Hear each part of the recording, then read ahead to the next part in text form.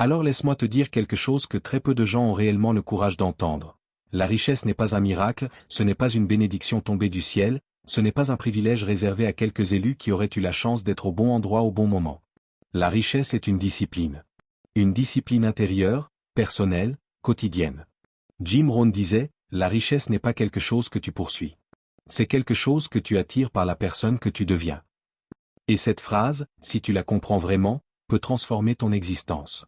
Parce qu'elle met la lumière là où beaucoup n'osent jamais regarder, sur toi. Pas sur ton passé. Pas sur ton entourage. Pas sur l'économie. Sur toi. Si aujourd'hui tu n'as pas encore la vie que tu veux, ce n'est probablement pas parce que tu manques de talent, d'intelligence ou de potentiel. C'est simplement parce que tu n'as pas encore adopté la discipline qui construit la richesse, la discipline qui façonne le caractère, la discipline qui aligne tes actions avec la vie que tu prétends vouloir. Les gens cherchent des secrets, des raccourcis, des miracles, mais ils ignorent que tout commence dans leurs habitudes les plus simples. Dans ces petites décisions que personne ne voit, mais que ta vie ressent. Dans ton engagement quotidien, même quand la motivation n'est pas là. Dans ta capacité à faire ce que tu dois faire plutôt que ce que tu as envie de faire. Et dans cette vidéo, on ne va pas parler de magie, de destin ou d'univers qui répond à tes vibrations. Non. On va parler de toi. De la personne que tu es en train de devenir. De la façon dont tu penses, dont tu t'organises, dont tu te disciplines. De la manière dont tu peux restructurer ton esprit pour attirer une vie plus grande, plus riche, plus alignée avec ce que tu mérites réellement. Parce que l'avenir que tu veux ne viendra pas frapper à ta porte par hasard. C'est toi qui dois devenir le genre de personne que cet avenir-là reconnaît. Alors prépare-toi, car ce que tu vas entendre ici ne sera peut-être pas confortable, mais ça peut littéralement te redéfinir. Si tu es prêt à l'entendre, alors tu es déjà en train de changer. La discipline, selon Jim Rohn, est le pont entre ce que tu veux et ce que tu obtiens réellement, et ce pont, personne ne peut le traverser pour toi. Cette phrase paraît simple, mais elle contient l'une des plus grandes vérités que Jim Rohn répétait sans relâche. Ce que tu veux n'a aucune valeur tant que tu ne deviens pas la personne capable de l'atteindre. Dans la vie, tout le monde veut quelque chose. Tout le monde veut plus. Plus d'argent, plus de liberté, plus de succès, plus d'opportunités. Mais très peu sont prêts à devenir le type de personne qui mérite réellement ces résultats. C'est là que commence la richesse, dans ce que tu exiges de toi-même. Jim Rohn disait que la différence entre les riches et les pauvres n'est pas l'opportunité mais la préparation. Et cette idée, si tu la comprends profondément, peut te libérer. Deux personnes peuvent se tenir devant la même porte ouverte. L'une entre, l'autre hésite. L'une voit une occasion, l'autre voit un risque. L'une agit, l'autre réfléchit trop longtemps. Et au final, les deux n'auront pas les mêmes résultats, non pas parce que la vie a favorisé l'une plutôt que l'autre, mais parce qu'une seule avait développé en elle la discipline nécessaire pour être prête. La discipline transforme quelqu'un d'ordinaire en quelqu'un de prêt. Et être prêt, dans la philosophie de Jim Rohn, est plus puissant qu'être chanceux. Être prêt, c'est avoir conçu ton esprit, ton comportement et tes actions de manière à pouvoir saisir ce que la vie t'offre. La vie ne récompense pas le souhait, elle récompense la préparation. Beaucoup de gens attendent la bonne opportunité, mais ils ne se préparent pas à l'accueillir. Ils veulent une promotion, mais n'améliorent jamais leurs compétences. Ils veulent être en meilleure santé, mais ignorent leurs habitudes quotidiennes. Ils veulent une relation plus forte, mais ne travaillent pas sur leur caractère. Ils veulent les fruits, mais refusent la plantation. La discipline, c'est quand tu décides de planter même quand personne ne regarde, même quand personne n'applaudit, même quand les résultats ne sont pas immédiats. C'est l'un des principes centraux de Jim Rohn, ce que tu fais en privé, tu le récoltes en public. Si tu veux attirer une vie plus large, tu dois devenir une personne plus large. Et devenir plus large ne veut pas dire devenir bruyant, ni impressionner les autres. Cela signifie élargir ta capacité à gérer la responsabilité, à gérer ton temps, à gérer ton énergie, à gérer ton caractère. Beaucoup veulent une grande vie avec une petite discipline. Ils veulent un immense succès sans un immense engagement. Ils rêvent grand mais agissent petit. Et Jim Rohn disait, la vie ne te donne pas ce que tu veux, elle te donne ce que tu mérites. Pas dans un sens moral, mais dans un sens logique, tu ne peux pas attirer quelque chose qui dépasse la personne que tu es aujourd'hui. Si tu veux une vie plus grande, tu dois grandir en premier. Cette transformation commence par ce que tu t'obliges à faire, même quand personne ne te regarde. Parce que c'est ici que la vraie discipline se révèle. Tout le monde peut être discipliné quand quelqu'un observe. Tout le monde peut faire des efforts quand il y a des preuves immédiates du résultat. Mais la discipline qui change une vie est celle que tu appliques dans le silence, dans l'ombre, dans ces moments où tu pourrais te reposer mais où tu choisis d'avancer, dans ces instants où personne n'évalue ton engagement mais où tu t'autodiriges parce que tu sais que ta vie dépend de ces répétitions discrètes. Jim Rohn disait souvent, la discipline est lourde, mais le regret est plus lourd. Autrement dit, Tu paies aujourd'hui pour la discipline ou tu paies toute ta vie pour le regret. Le choix est simple, mais il n'est pas facile. Exiger plus de toi-même, c'est aller contre ta nature. C'est aller contre la facilité, contre la paresse, contre les excuses, contre l'immédiateté.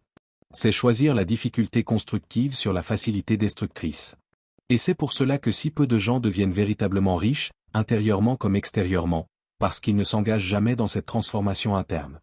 La discipline construit l'autonomie. Elle te donne la capacité de dire « je le fais », même si tu n'en as pas envie. Elle te donne la capacité de tenir une promesse que tu te fais à toi-même. Elle te donne la capacité d'élever tes standards. Et l'un des enseignements les plus puissants de Jim Rohn, c'est que les standards sont les fondations invisibles de toute réussite. Si ton standard est faible, ta vie sera faible. Si ton standard est moyen, ta vie sera moyenne. Si ton standard est élevé, ta vie devra s'élever pour s'aligner. Exiger plus de toi, c'est décider que la médiocrité n'est plus une option. C'est dire, je ne veux pas seulement rêver d'une meilleure vie, je veux devenir la personne capable de la supporter, de la gérer, de l'honorer. Parce que la vérité profonde est là, la vie que tu veux implique une version de toi que tu n'es pas encore. Et cette version ne se construit pas avec des souhaits, mais avec une discipline quotidienne. Jim Rohn disait qu'il ne faut pas souhaiter que la vie soit plus simple, il faut souhaiter être plus fort. Et devenir plus fort commence par un engagement intérieur, celui d'exiger de toi non pas ce qui est confortable, mais ce qui est nécessaire. Voilà pourquoi la discipline est le vrai point de départ de la richesse. Pas l'argent, pas l'opportunité, pas la chance, la discipline. Parce qu'elle forge la personne. Et au final, c'est toujours la personne qui crée la vie, jamais l'inverse. Après avoir compris que la richesse commence par ce que tu exiges de toi-même, la question suivante devient inévitable. Comment élargir cette personne que tu veux devenir? Comment construire ce caractère, cette identité, cette force intérieure qui te rend prête ou prêt à accueillir les opportunités que la vie réserve à ceux qui se préparent? C'est ici qu'arrive ce que Jim Rohn considérait comme l'un des piliers fondamentaux du succès, la discipline de l'apprentissage. Jim Rohn répétait souvent, la pauvreté vient de l'ignorance, et la richesse de l'apprentissage.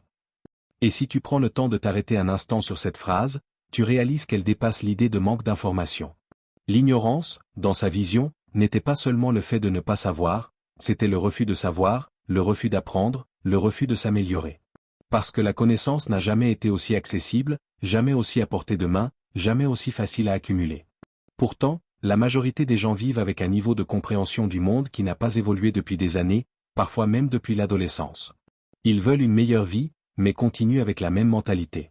Et Jim Rohn disait, ton niveau de vie sera toujours lié à ton niveau de connaissance.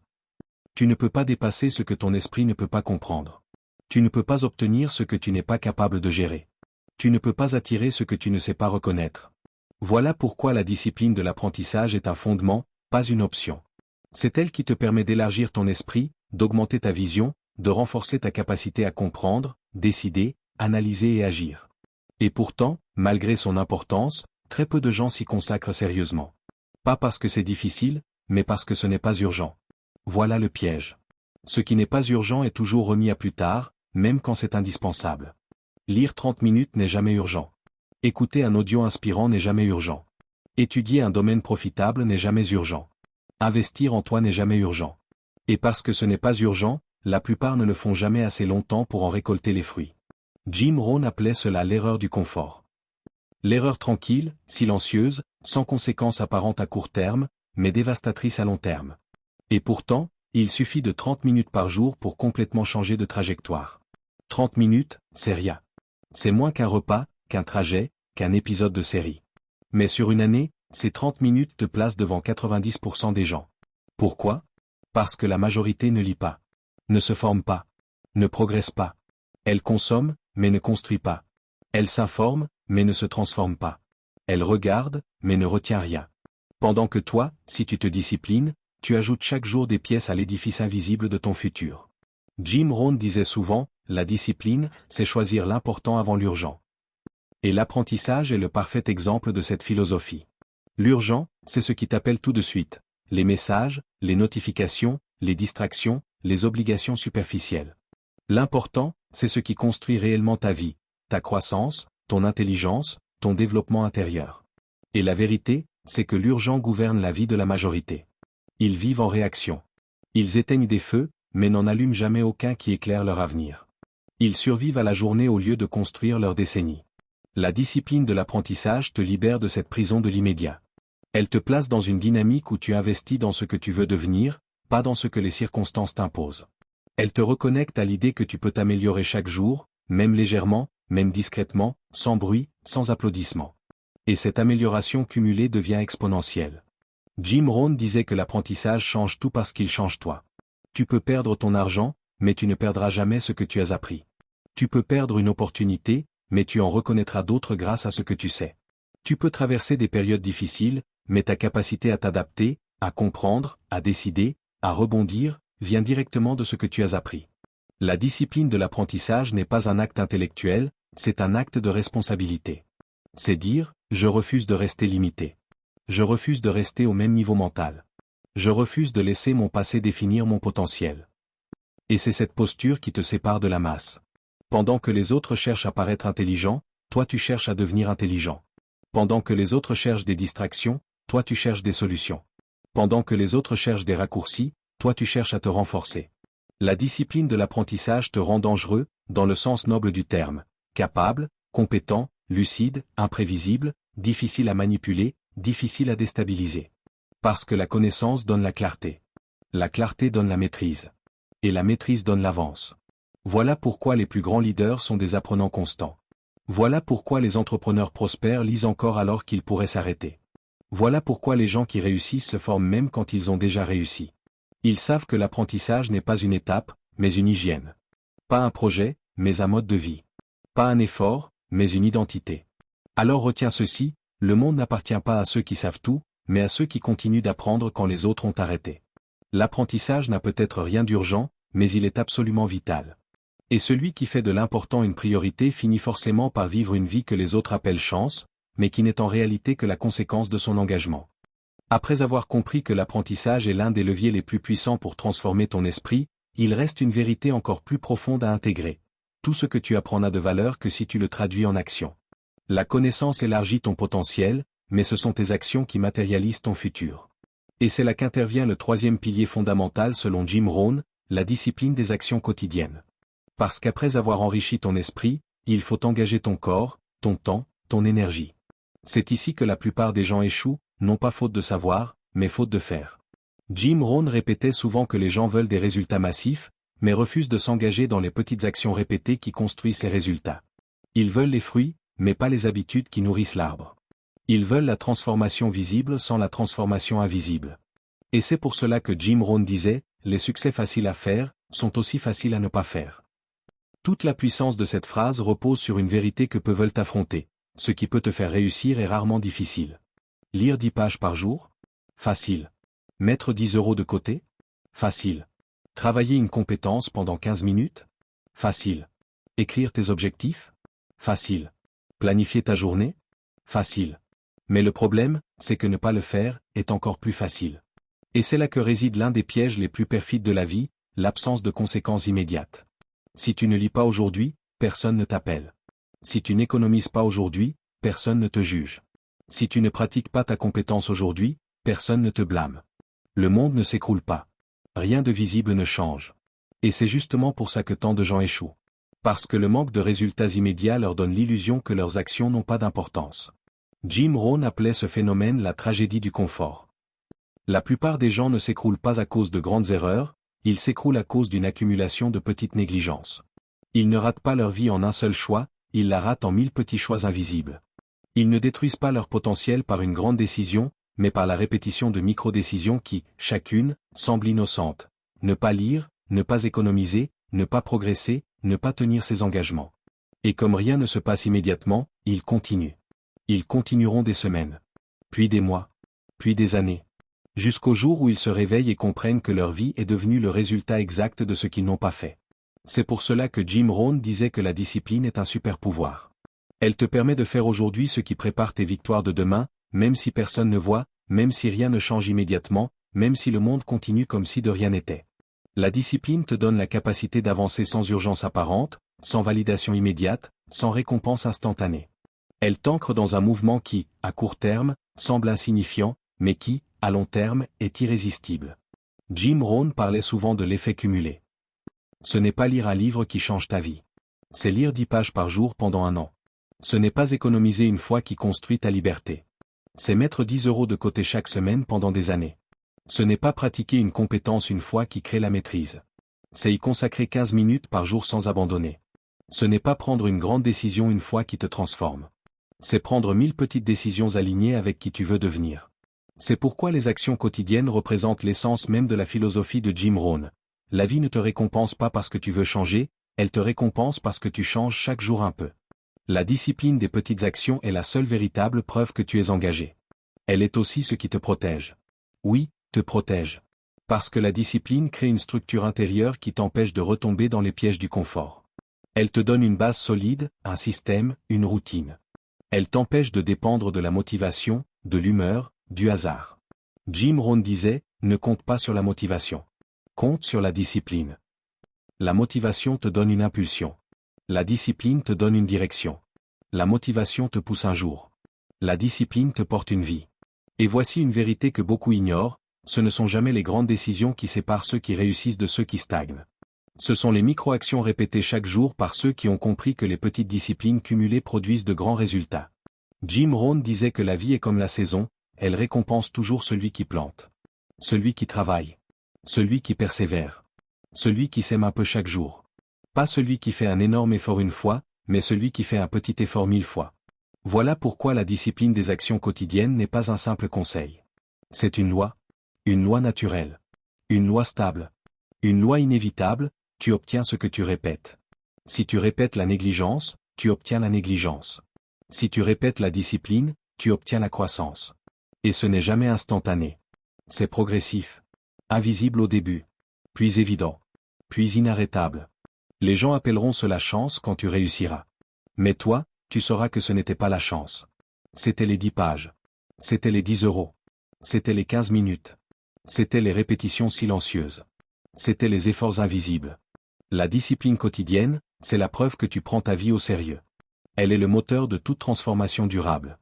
Et si tu veux créer une vie que la majorité n'aura jamais, il faudra faire ce que la majorité n'est pas prête à faire.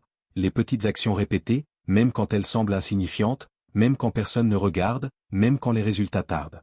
Parce que c'est dans ces moments-là que tu te construis réellement. Et justement, après avoir compris que les petites actions répétées construisent les grandes victoires, il y a une vérité encore plus profonde que Jim Rohn voulait faire comprendre à ceux qui l'écoutaient. Aucune action, même minuscule, ne peut exister dans une vie dominée par les excuses. Tu peux lire 10 pages, économiser 10 €, t'entraîner 10 minutes, mais tant que tu crois que ta vie dépend des autres, tu trouveras toujours une raison de ne pas commencer. Voilà pourquoi Jim Rohn insistait sur un principe fondamental. La discipline commence le jour où tu décides d'arrêter de t'expliquer, et de commencer à te responsabiliser. Parce que la vérité, c'est que les excuses ne sont pas seulement des mots. Ce sont des cadenas. Des chaînes invisibles qui t'attachent à la version de toi que tu prétends vouloir quitter. Le message secret de Jim Rohn, celui que beaucoup n'avaient pas le courage d'entendre, c'est que la richesse n'a rien à voir avec ce que tu possèdes, mais tout à voir avec ce que tu assumes. La richesse est un état d'esprit avant d'être un état bancaire. Et cet état d'esprit commence le jour où tu pointes du doigt non pas ton patron, le gouvernement, le voisin, le passé, l'économie, mais toi-même. C'est le moment où tu arrêtes de dire « je n'ai pas le temps » et où tu reconnais qu'en réalité tu n'as pas fait les bons choix. Le moment où tu arrêtes de dire « ce n'est pas le bon moment » et où tu reconnais que tu attends que la vie te facilite le chemin au lieu de te préparer à le gravir. Jim Rohn disait toujours « ce n'est pas le vent qui détermine la direction du bateau, mais l'orientation des voiles. » Et c'est exactement ça, tant que tu accuses le vent, tu restes immobile. Le jour où tu ajustes tes voiles, tu avances.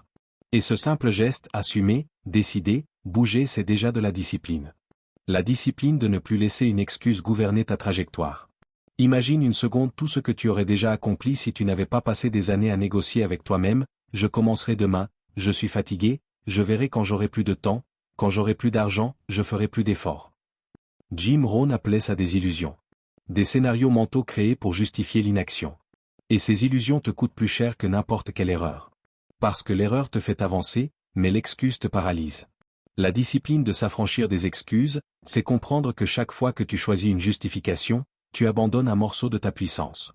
Tu renonces à ton rôle de créateur. Tu te condamnes à n'être que spectateur de ta propre vie. Et ça, Jim Rohn ne l'acceptait pas. Pour lui, l'être humain est né pour s'élever, pas pour se trouver des raisons de rester au sol. Il disait d'une voix calme et tranchante, « Si tu n'aimes pas où tu es, bouge.